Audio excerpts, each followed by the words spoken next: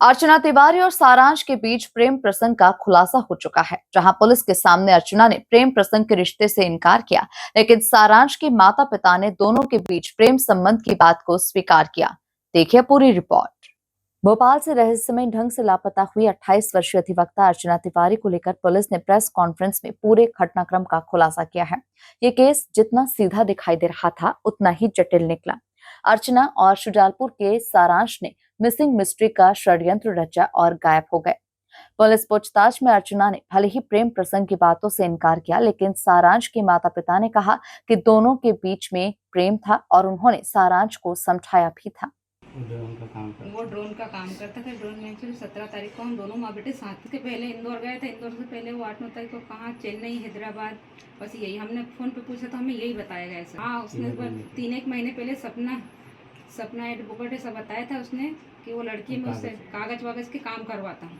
वो भी बताया कि मैं इस लड़के से मतलब प्रेम करता हूँ, मतलब शायद हमने उसको मना कर दिया सर कि हम ये इतने बड़े परिवार से नहीं कर पाएंगे। उसके बाद उसने बोल भी दिया कि हाँ मम्मी वैसे नहीं। अब उसके बीच में क्या हुआ सर, हमें कुछ नहीं मालूम, इस बारे में हमें कुछ नहीं पता सर। पुलिस ने कुछ बताया जब ले गई थी यहाँ से? सर नहीं, कुछ नहीं बताया सर। हम कॉल डिटेल निकली, हम इससे पूछताछ के लिए ले जा रहे हैं। अच्छा, पूछताछ के लिए जा रहे हैं, यही बोल के ले गए सर। अर्चना मूल रूप से कटनी की निवासी है। अर्चना शादी नहीं करना चाहती थी और घर वालों ने इस बार राखी पर कहा कि अब पढ़ाई बंद करो, एक पटवारी से शादी करना होगी, जिससे वो मानसिक रूप से काफी असहज हो गई। 1 जनवरी को अर्चना की मुलाकात सारांश से एक ट्रेन यात्रा के दौरान हुई थी। दोनों के बीच में ड्रोन कंपनी के रजिस्ट्रेशन को लेकर बातचीत हुई और यहीं से संपर्क बना रहा। पिता जोगचंद्र ने बताया कि उनका बेटा इंदौर में रहता है। वो 17 अगस्त को इंदौर से शुजालपुर आया था। सारांश ने 3 महीने पहले सपना नाम के एक वकील से प्रेम संबंध की बात बताई थी। शुरू से इंदौर ही रह रहा, कभी यहाँ भी आ जाता था, घर भी रहता था वो। क्या इंदौर उसका काम वाम रहता था, जाना आना लगा रहता था उसका इंदौर। मम्मी को लेके उसकी क्या 17 तारीख को इंदौर से आया, 17 के रोज रुका वो, 18 के रोज रुका, 18 की शाम को उसको पुलिस ले गई यहाँ से। ने 1-2 बार बताया था कि कोई लड़की है, अब सपना नाम की, अर्चना तो हमने अभी सुना, सपना नाम की कोई लड़की है और वो एडवोकेट है। बोले उससे मेरा परिचित है, तो मेरे कागज वागज डॉक्यूमेंट वगैरह बनवाना है, ये बारे में बताया था। फिर उसने एक आध बार बताया कि मैं प्रेम करता हूँ, आपको ऐसा है वैसा बताया था उसने। हमने तो ध्यान में हमने मना कर दिया, भाई इस लफड़े में मत पड़ना, आप कोई भी काम गलत मत करना। इंदौर में ड्रोन वाले काम सब मिलने जुलने जाता था। आप कभी उस लड़की से मिले थे? कभी बात नहीं सर, मैंने उसका आज तक लड़की को कभी देखा ही नहीं।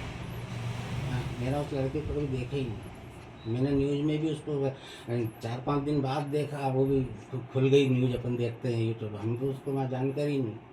और जब हमारा बच्चा हमको बता रहा है कि हम यहाँ हैं, तो हम उससे कैसे शक करें? पुलिस ले गई, उसके पहले सारांश कहाँ गया था, कुछ बताया था उसने? नहीं, यहीं तो घर 17 तारीख को शुजालपुर आया था, उसके पहले वो कहीं बाहर गया था ऐसा कुछ? इसके पहले वो है ना चेन्नई में था।